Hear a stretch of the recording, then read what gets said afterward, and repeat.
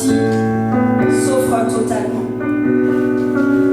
Vraiment qu'on puisse se laisser s'abandonner complètement à Dieu. Amen.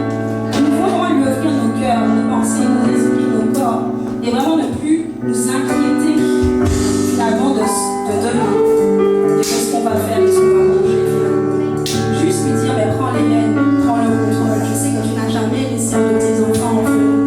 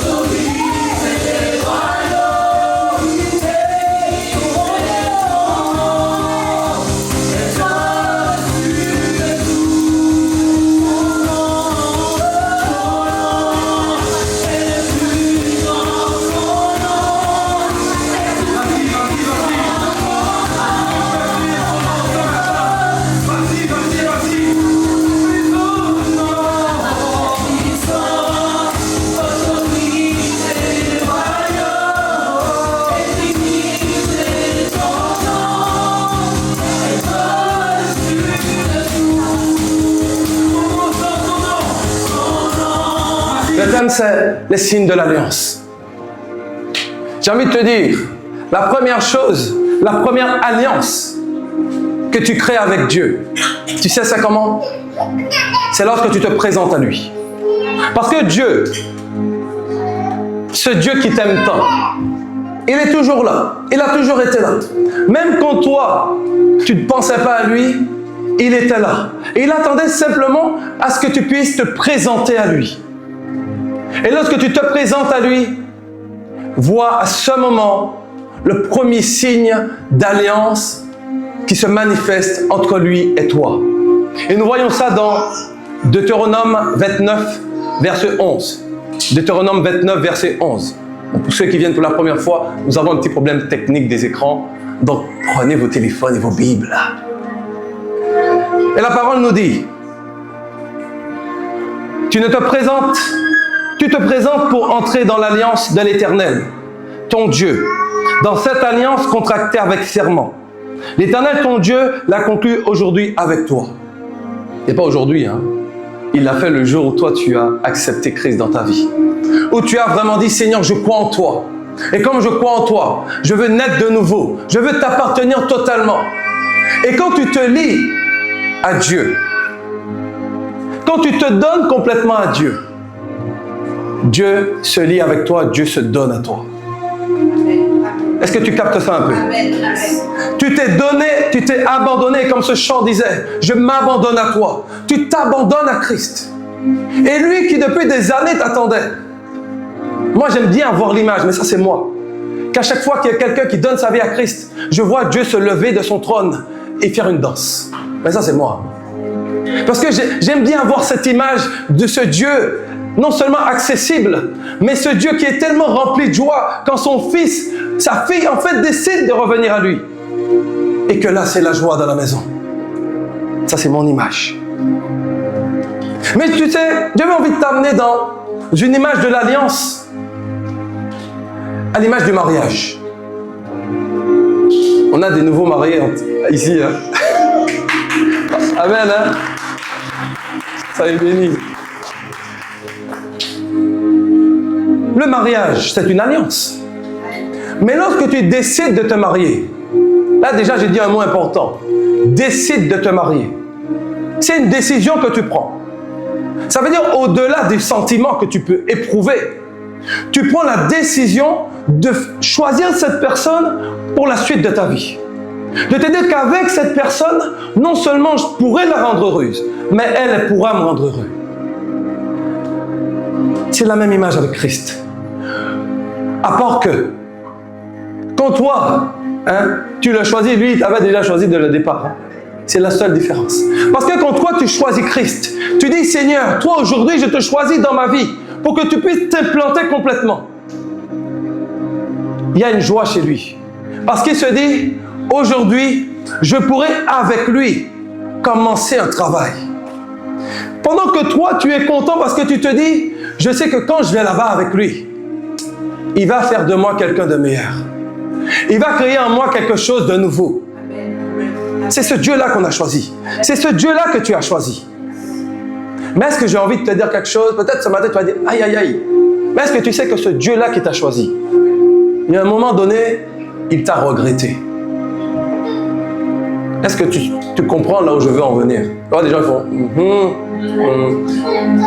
À un moment donné, Dieu a regretté d'avoir créé l'homme. C'est vrai. Dans Noé, l'histoire de Noé, il a regretté cela. Il a regretté parce que l'homme qu'il avait fait à son image, mais tellement il aimait l'homme, il n'a pas voulu imposer à l'homme de l'aimer. Parce que Dieu aurait pu t'imposer de l'aimer sans que tu décides de le choisir. Mais Dieu est tellement un Dieu d'amour. Il veut que tu puisses le choisir consciemment. Je décide de. Et malheureusement, finalement, on vaut mieux qu'il nous avait imposé, non? Mais malheureusement, cet homme qu'il aime tant, il se rend compte que dans cet homme, le mal règne. Il pense au mal, il vit le mal. Et ça lui fait tellement mal à Dieu. Cela le touche tellement qu'il se dit, Tu vois cette histoire-là? Je regrette totalement ma création. Il le dit dans Genèse 9, verset 9.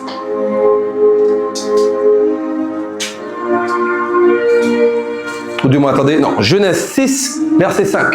Genèse 6, verset 5.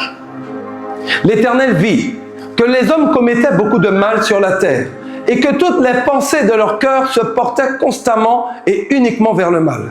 L'Éternel regretta d'avoir fait l'homme sur la terre et eut le cœur peiné. Alors il décide d'exterminer toute la création. L'homme, mais aussi les poissons, les animaux, tout. Mais pendant qu'il est en train de se dire qu'il va tout détruire, son regard se porte sur Noé. Et dans tout, j'ai envie de dire, cette obscurité-là, dans tout ce péché qui existe, il trouve un homme. Souvent, on parle d'Abraham, on parle de Moïse, on parle de tous ces hommes-là. Mais s'il n'y avait pas Noé, est-ce que Moïse serait là même? Est-ce que toi, tu serais là? Mais il a reconnu en Noé un fidèle serviteur. Et en Noé est né l'espoir. Car Dieu s'est dit, s'il y en a au moins un, cela veut dire que de lui pourra venir des générations qui pourront suivre le chemin de cet homme. Cet homme qui a décidé de non seulement lui rester fidèle, mais d'honorer l'alliance que Dieu avait établie. Quand j'ai lu ça, j'ai dit, mais j'allais avant, je parlais de Moïse, de Matthieu, de Jean, de Marc, des hommes importants. Mais Noé, grâce à toi, je suis là. Noé, on doit à Noé quelque chose. Hein. Un seul homme. Imaginons ce matin que le regard de Dieu s'arrête sur nous. Et que parmi nous, il n'y en ait qu'un qui soit fidèle.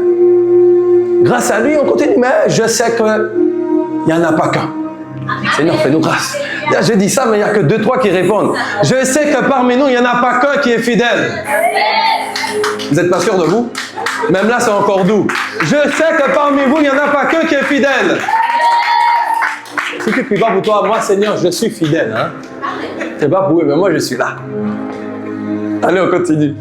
Et grâce à cet homme, non seulement Dieu décide, finalement, de prendre cette graine pour en faire porter des fruits, donc de ne pas tuer toute l'humanité, finalement, mais aussi de mettre une alliance et de créer une alliance avec Noé sur sa descendance et sur la descendance de sa descendance.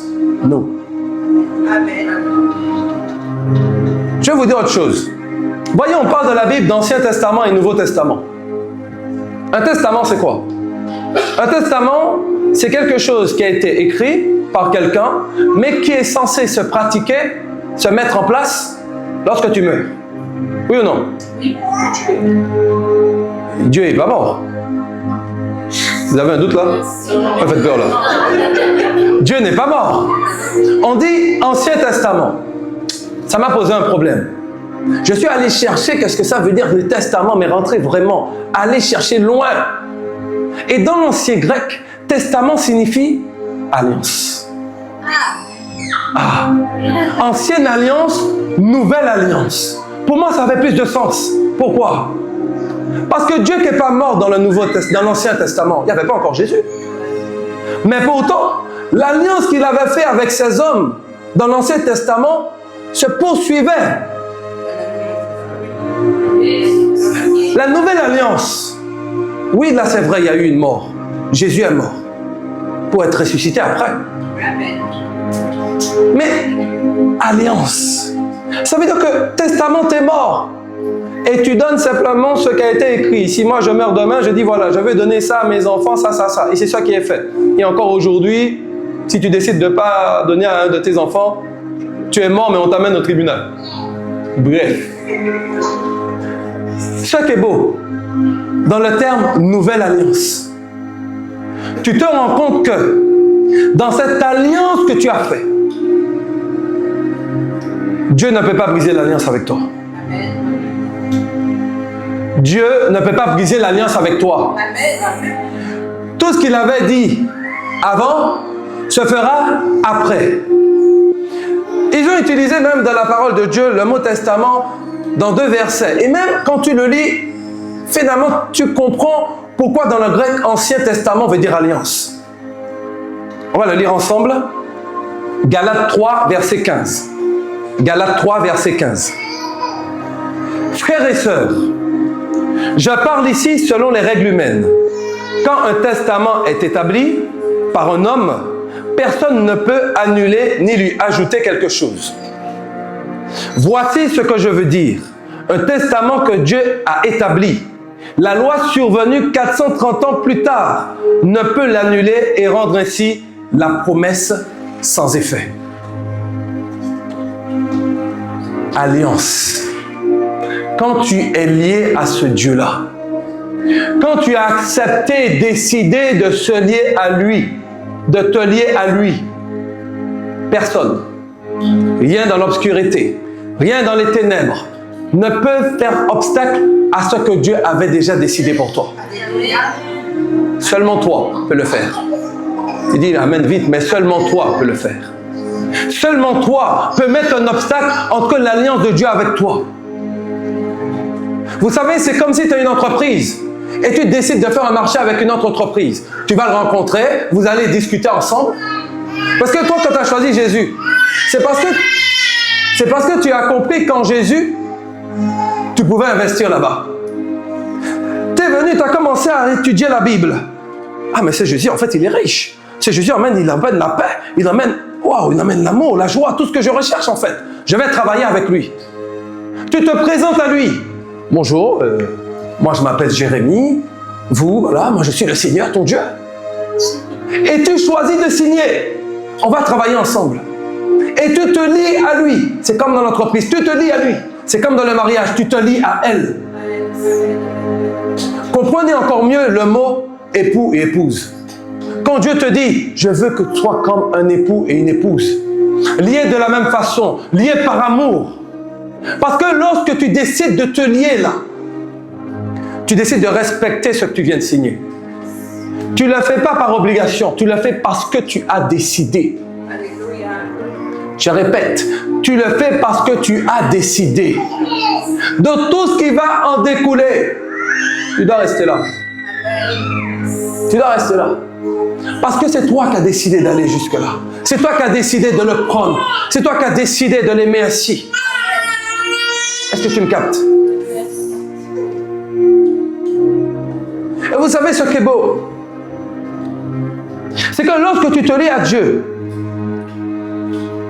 et souvent au début quand tu te donnes, il y a un feu ici. Il y a un feu que tu utilises dans le service, pour accueillir les gens. Tu es tout joie, tu es content, c'est au début. Tu es bien. Mais à un moment donné, tu rentres dans une routine. Tu as l'habitude de faire comme ça. Tu as l'habitude de venir et de chanter ainsi. Tu as l'habitude de t'asseoir là.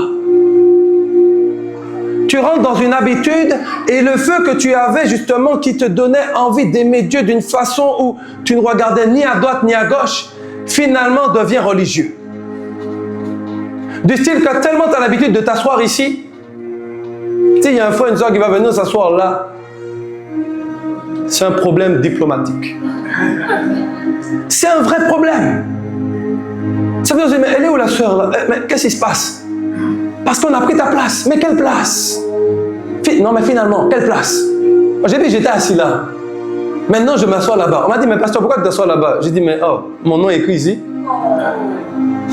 Quelle place finalement? Elle est où l'importance? Parce que finalement, lorsque tu oublies ton premier amour, il se passe quoi? Il se passe que quand tu viens chanter ici, ce que tu dégages n'est plus le même. Tu as pris une habitude. Ça fait que quand tu viens à l'église, je viens le dimanche, c'est sympa, il y a de la bonne musique. Le pasteur, quand il est concentré, c'est cool. Par contre, quand c'est limite, après tu rentres chez toi, tu vis ta petite vie, tu continues, tu pêches de temps en temps, tu te repens, et puis tu continues. Et tu es dans cette routine-là. Et puis finalement, l'église a vraiment un but pour toi, le dimanche. Finalement, c'est comme dans un magasin. Tu arrives, tu te sers et tu repars. Tu consommes, tu reviens, on te donne, tu repars, tu consommes. Et tu es dans cette boucle. Oh, ce que j'ai compris avec Christ, c'est que oui, l'Église est importante. La communauté fraternelle, oui. Mais ce que Dieu veut amener dans son alliance, c'est que toi, lorsque tu viennes à l'Église, c'est pour apprendre, pour que toi, tu puisses devenir Église. Tu peux. C'est important qu'on puisse se réunir ensemble. Mais le but, c'est que tu puisses apprendre, toi, comment Dieu veut que tu puisses t'améliorer pour que tu deviennes vraiment le temple de Dieu. Cette Église dont il parle. Mais pourquoi c'est important dans son alliance? Pour que nous puissions demeurer ensemble. Pourquoi? Je vais faire un petit schéma, comme j'aime si bien faire. Kenny, il est où? Kenny, viens. Viens, Gillian. Clarissa, viens. Tournez-vous, regardez-les. Kenny, mets-toi ici. Gillian, mets-toi à côté, là. Ils sont beaux? Alors, ils n'ont pas très répondu. Ne soyez pas vexés. Hein. Vous êtes beaux. Moi, je vous dis, vous êtes beaux. Ok. Kenny, Gillian et Clarissa représentent l'Église, la communauté. Je représente Dieu. Alors moi, Dieu, Kenny décide et il se présente à moi parce qu'il veut donner sa vie à Dieu. Et bien sûr, moi qui suis Dieu, mais je l'accueille complètement. Je le prends avec moi parce que j'aime mon fils. Mais mon fils, lorsqu'il va venir à moi, il va rentrer effectivement dans un processus de me servir. Jusqu'au point où, tellement il va continuer à entamer cette relation. Il va prier, il va me parler, il va me louer, il va me rendre gloire et tout. De serviteur, il va développer un caractère de fils. Parce que la différence entre qu'il y a le serviteur quand il arrive, il va venir servir et il va rentrer chez lui. Or, le fils demeure. Le fils demeure avec le Père. Et dans sa relation avec moi, il développe cela. Alors Kenny est ici dans l'église, il vient, il s'assoit, il loue, il sert. C'est un fils, il est chez lui. Même lorsqu'il part, il demeure toujours parce que l'esprit demeure en lui. Et Kenny vient ce jour-là à l'église, il est assis à côté de Gillian. Il est lié avec moi. Je suis lié aussi avec Gillian. Gillian a donné sa vie à Christ, Clarissa aussi. Mais ce jour-là, imaginons, voilà, je suis ici. Clarissa, approche-toi un peu. Je suis lié avec ces trois personnes. Bon, j'ai pas trois mains, allez. Je suis lié avec eux. Et ils sont là, ils sont en train de louer et tout. Et moi, sachant que je suis lié à Gillian, je sens que Gillian aujourd'hui, il y a quelque chose qui pèse sous son cœur. Alors je vais dire, dans toute ma liaison que j'ai avec Kenny, prie pour ton voisin. Kenny ici, qui peut-être ne connaît même pas Gillian, ressent qu'il doit prier pour lui. Il se dit, mais c'est quoi ça? Je ne connais même pas le type, mais je ressens au fond de moi que je dois prier pour lui. Je ne connais pas le sujet. Kenny commence à prier pour lui. Juste là, il ne va pas faire une position des mains. Hein. Il n'est pas dans ça. Là. Il prie pour lui. Il est en train de prier pour lui. Seigneur, aide ton fils, aide ton serviteur, que tu puisses le fortifier, que tu puisses l'équiper, relève-le s'il est fatigué. Il est en train de prier pour lui. Mais parfois, Kenny ici, il peut être aussi, du moins il peut se dire, mais je ne suis pas forcément légitime à prier pour lui. Même moi, j'ai mes propres combats. Seigneur, est-ce que tu penses vraiment que c'est à moi de prier pour Gillian? Prie pour lui. Il va le faire quand même, il va prier. Mais Dieu connaît aussi tes combats. Dieu sait ce que tu peux et ce que tu ne peux pas faire. Dieu vient parler à Clarissa et lui dit simplement, intercède. Il ne lui parle pas de Kenny. Il dit, je veux que maintenant tu intercèdes. Clarissa, qui elle aussi a sa relation avec Dieu, commence à prier. Ce qu'elle est en train d'évoquer, la force qu'elle ne sait même pas qu'elle est en train d'évoquer, est en train d'arriver sur Kenny, qui ensuite agit sur Gillian. Voilà l'intérêt de la communauté. Voilà l'intérêt lorsqu'on dit une famille en Christ. C'est pas pour faire joli. C'est pas quand tu vois dans la rue, ça va, c'est mon frère en Christ. C'est pas ça, hein? C'est pour vraiment montrer que l'alliance que Dieu a avec toi, avec chacun d'entre nous, finalement, c'est un seul. C'est un seul. C'est une seule alliance qui est faite. De façon que lui peut être un support pour lui, qu'elle peut être un support pour lui sans même savoir que c'est pour lui. Mais comme l'alliance passe par moi, qui représente Dieu, ce qui se manifeste, c'est ce que Dieu veut. Est-ce que vous voyez l'importance? Voilà l'importance de la communauté. Être là pour son frère. Être là pour sa sœur. Kenny peut être ici et il ressent. Donne une offrande à Gideon ici. Il ne sait pas pourquoi il dit, mais Seigneur, donne-lui quelque chose. Kenny va venir et dire, tiens, j'ai reçu ça, tiens, 20 €. Il ne sait même pas. Mais lui, il ne savait même pas qu'est-ce qu'il allait manger à midi. Ce que je suis en train de vous dire, ce n'est pas du blabla. C'est des choses que j'ai déjà vues, c'est des choses que j'ai déjà vécues. Tu ne comprends pas pourquoi cette personne vient et te donne quelque chose. Et finalement, le lendemain, tu te rends compte pourquoi on te l'a donné. Gideon qui était arrivé fatigué et chargé, ou là Kenny est en train de prier pour lui. Dieu vient amener une paix. Vois Gideon, il se lève, ce qui était en train de le peser, c'est fini. Et lui, il est là, il dit, wow, la présence de Dieu était tellement bonne et tout. Le pasteur, il a tellement bien prêché que wow, je suis ressorti de la force. T'es mal, c'était pas moi. C'était que Dieu a parlé pour ton voisin. Quelqu'un est venu ici et la personne a dit, ici, les gens ne recherchent pas l'onction. L'onction demeure. Et j'ai trouvé ça tellement fort. Parce que c'est ça. Quand tu es dans l'alliance avec Christ, tu n'as plus besoin de chercher quoi que ce soit. Parce que l'alliance, elle est tellement faite et palpable qu'elle demeure. Elle demeure. Elle demeure. Et c'est ça qui est bon. C'est ça qui est bon. Merci les beaux gosses et belles. Encouragez-les. Nous devons comprendre qu'au lieu d'être distraits, et que quand nous voyons notre frère, notre soeur arriver d'une certaine manière, parler blablabla pour rien dire, est-ce que nous pouvons vraiment être cet appui? Lorsque nous ressentons au fond de nous que Dieu nous parle, est-ce que nous pouvons arrêter de douter de ce qu'il nous dit et accomplir ce qu'il demande? Ne fais pas comme Zacharie. Zacharie, il a demandé à Dieu, Seigneur, je veux un enfant. Je veux un enfant. Et quand l'ange est arrivé, il lui a dit, serviteur, tu auras un enfant. Il dit, mais comment? Ma femme, elle a un âge avancé. Comment c'est possible? La parole dit que l'ange l'a frappé. Imagine ça. Tu as prié pour quelque chose. Oh Seigneur, je veux un fils.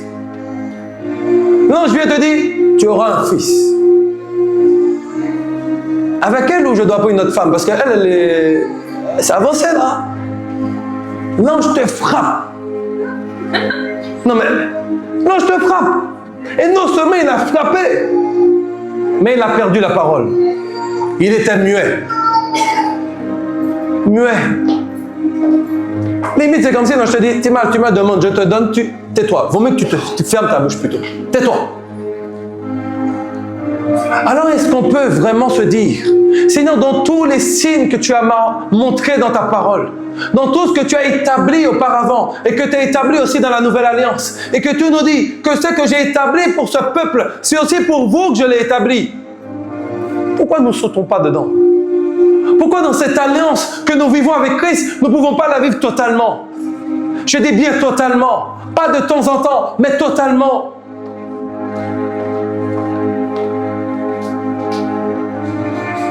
Mais à chaque fois, tu es découragé.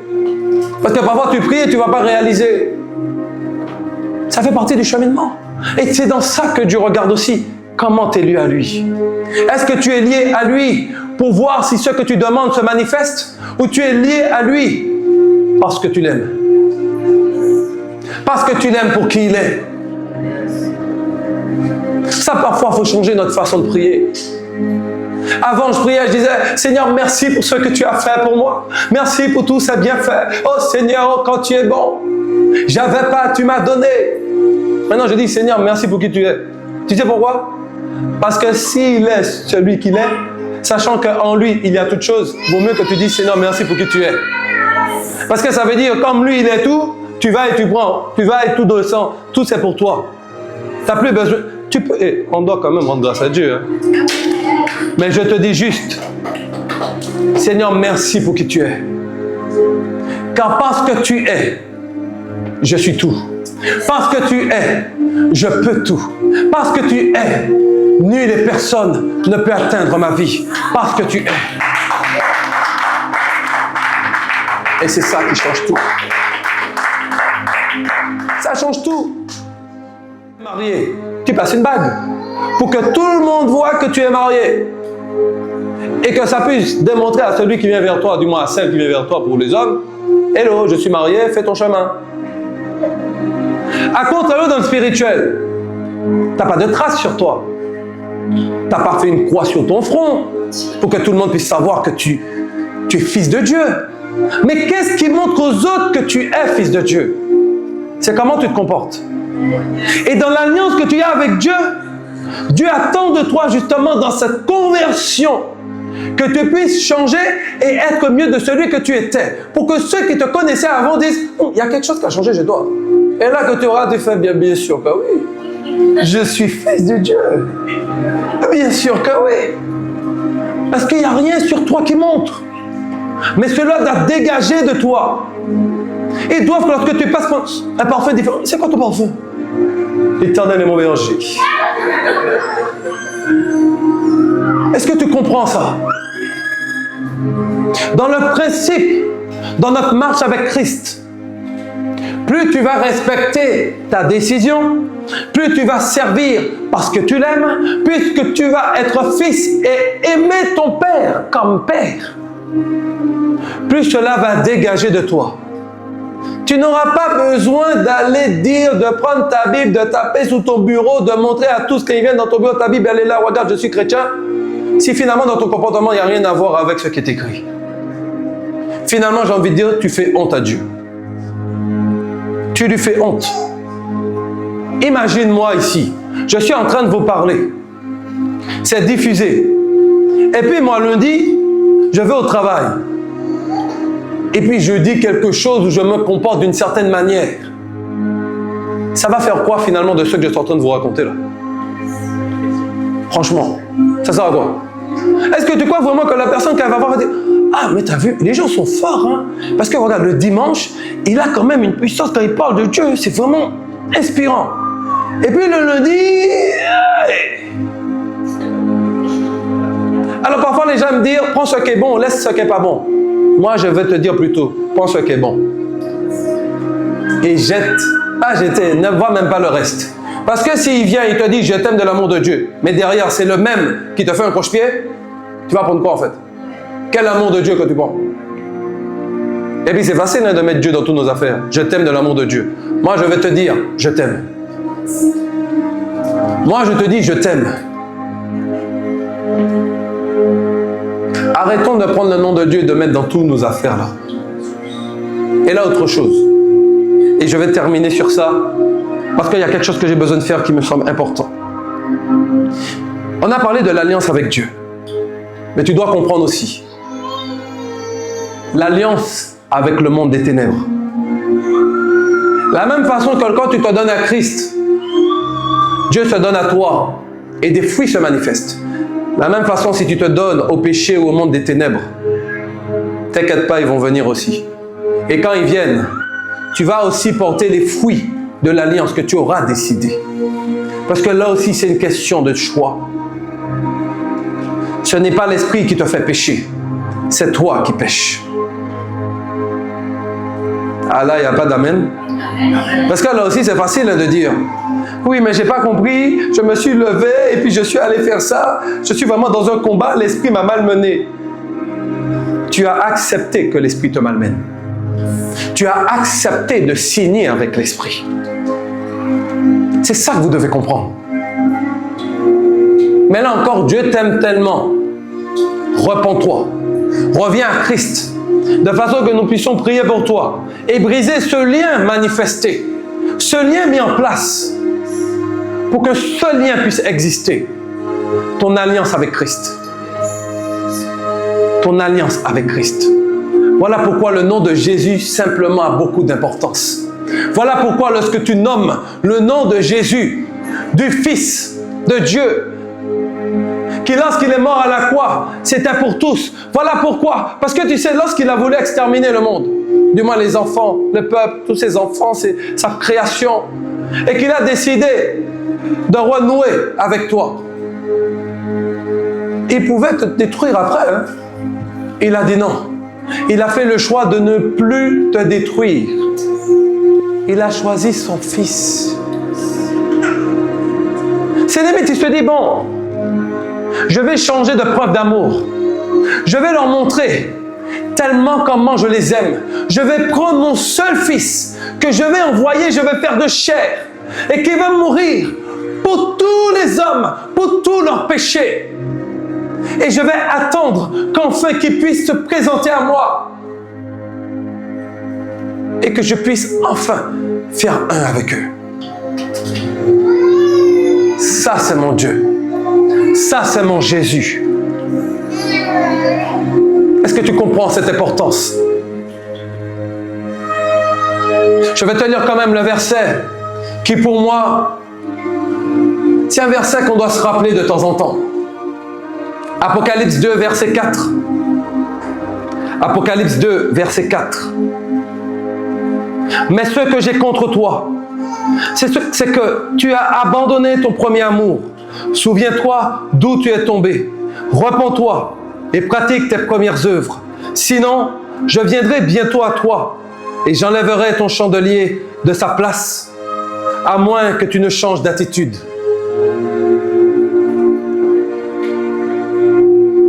Changeons d'attitude. Changeons d'attitude.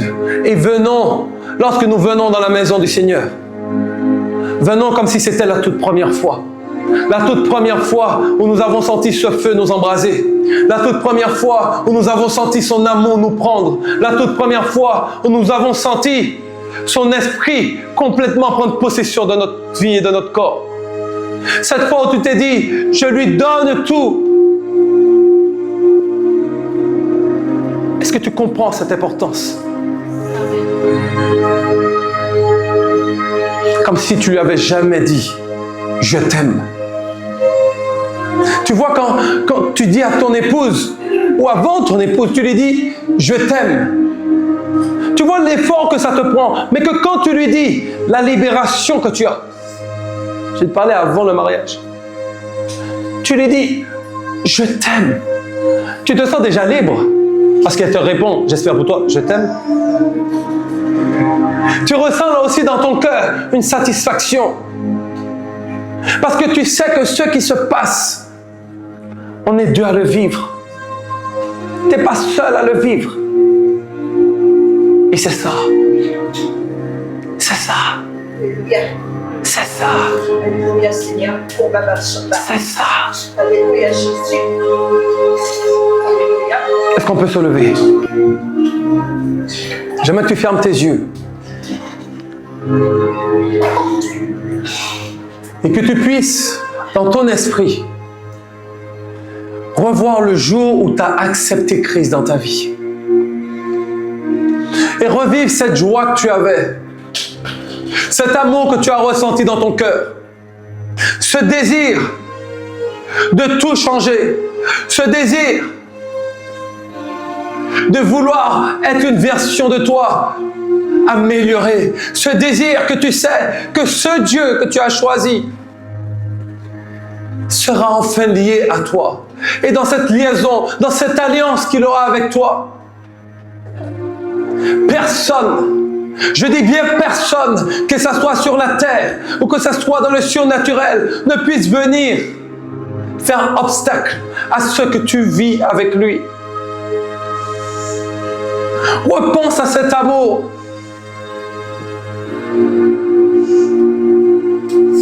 Seigneur, en cet instant où tu es lié à ton peuple, en cet instant où ils sont en train de revivre cet amour qu'ils avaient, Papa, en cet instant qu'ils sont en train de s'accrocher à toi, mon Dieu, que tu puisses, Père, que tu puisses, Seigneur,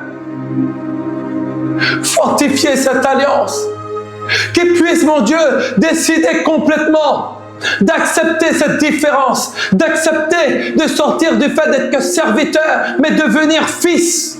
Un fils qui sert avec amour, un fils qui se donne par amour, un fils qui s'abandonne totalement pour qui tu es, mon Dieu. Car je crois, Seigneur, que cette alliance que tu as fait avec nous, va découler au-delà de nous.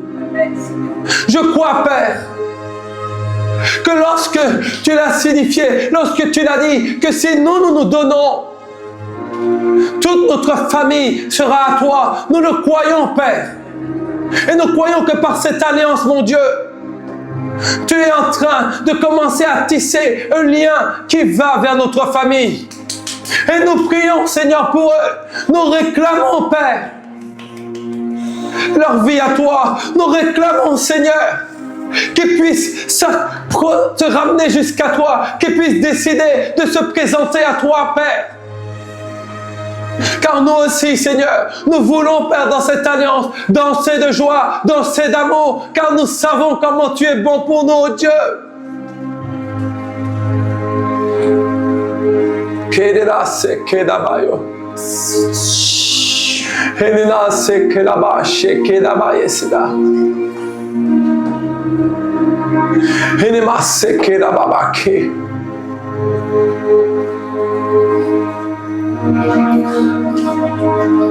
Que tout, Seigneur, tout ce qui nous empêchait, mon Dieu, de faire unité avec ton alliance dans nos vies, que tu puisses par ton Saint-Esprit en nous, briser tous ces liens au nom de Jésus. Au nom de Jésus, que tous ces liens d'âme qui nous empêchaient de faire un avec toi, Père, je prends autorité pendant que je te prie, Seigneur, que tu puisses te manifester par ton Saint-Esprit et que là où nous sommes, Seigneur, que tu puisses venir briser ces liens d'âme au nom de Jésus et qu'aucun lien ne puisse prendre ampleur sur nous, car Seigneur, nous nous sommes présentés à toi et nous avons accepté cette alliance avec toi, cette alliance totalement avec toi, mon Dieu. Rien, je dis rien, ne pourra me séparer de toi. Rien ne pourra me séparer de toi. Rien ne pourra m'empêcher de rentrer dans ce lieu très saint. Rien ne pourra m'empêcher d'habiter avec toi. Rien ne pourra m'empêcher de voir les fruits s'accomplir dans ma vie. Rien. Et que cette alliance que j'ai acceptée, cette alliance que j'ai décidée, il est temps, Seigneur, que ce parfum puisse sortir au-delà de moi. Et que lorsque l'homme me voit, qu'il puisse ressentir qu'il y a quelque chose de nouveau qui se manifeste dans ma vie. Et que ce qu'il voit qui se manifeste dans ma vie puisse l'attirer jusqu'à toi, Seigneur.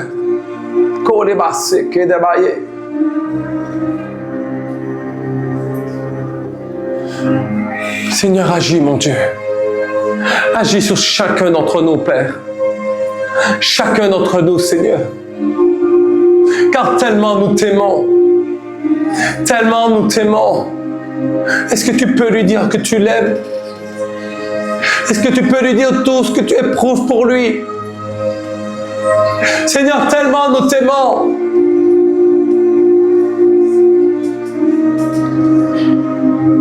Nous ne pouvons cesser de te parler. Nous ne pouvons cesser de te crier jusqu'à toi.